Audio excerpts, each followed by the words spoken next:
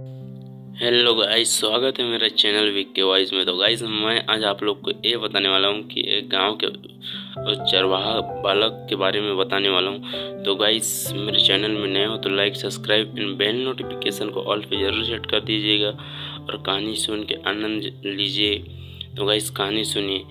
एक गांव में एक चरवाहा बालक रहता था। वह रोज अपनी भेड़ों को लेकर जंगल के पास स्थित घास के मैदान में जाता। वहाँ वहाँ भेड़ों को चराने छोड़ देता और खुद एक पेड़ के नीचे बैठकर उन पर निगाह रखता। उसकी यही दिनचर्या थी। दिन भर पेड़ के नीचे बैठे बैठे उसका समय बड़ी मुश्किल से कटता था।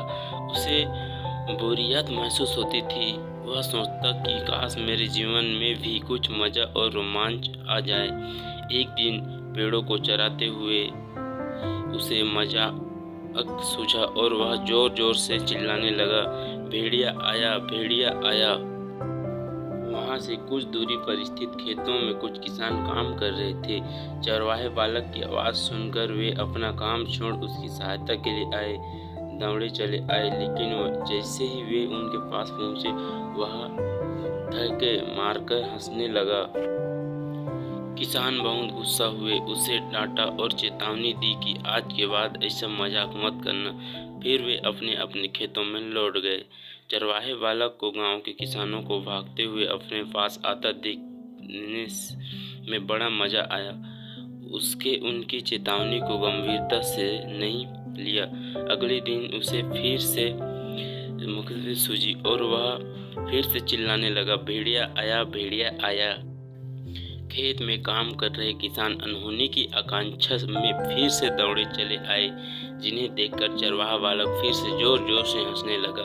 किसानों ने उसे फिर से डांटा और चेतावनी दी, लेकिन उस पर इसका कोई असर नहीं हुआ। इसके बाद जब तक वह किसानों को इसी तरह भेड़िया आया कहकर बुलाता रहा, बालक के साथ कोई अनहोनी ना हो जाए, ये सोचकर किसान भी आते रहे। लेकिन वे उसकी इस शरारत से बहुत परेशान होने लगे थे। एक दिन चरवाहा बालक पेड़ की छांव में बैठकर बांसुरी बजा रहा था कि सोच में एक भेड़िया वहां आ गया।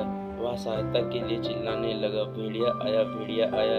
लेकिन उसकी शरारतों से तंग आ चुके किसानों ने सोचा कि आज भी ये बालक उन्हें परेशान करने का प्रयास कर रहा है, इसलिए वे उसकी सहायता करने नहीं गए।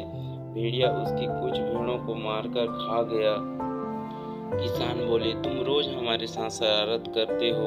हमें लगा कि आज भी तुम्हारा इरादा वही है। तुम हमारा भरोसा खो चुके थे, इसलिए हमने से कोई तुम्हारी मदद के लिए नहीं आया।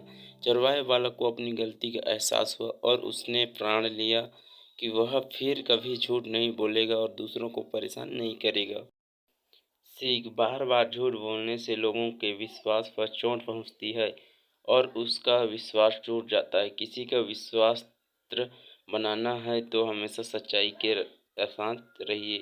तो गाइस, कहानी कैसे लगा? कहानी अच्छा लगा तो मेरे चैनल को लाइक, शेयर, सब्सक्राइब जरूर कर देना। तो मिलते हैं अगले वीडियो में, अब तक के लिए यहीं तक है।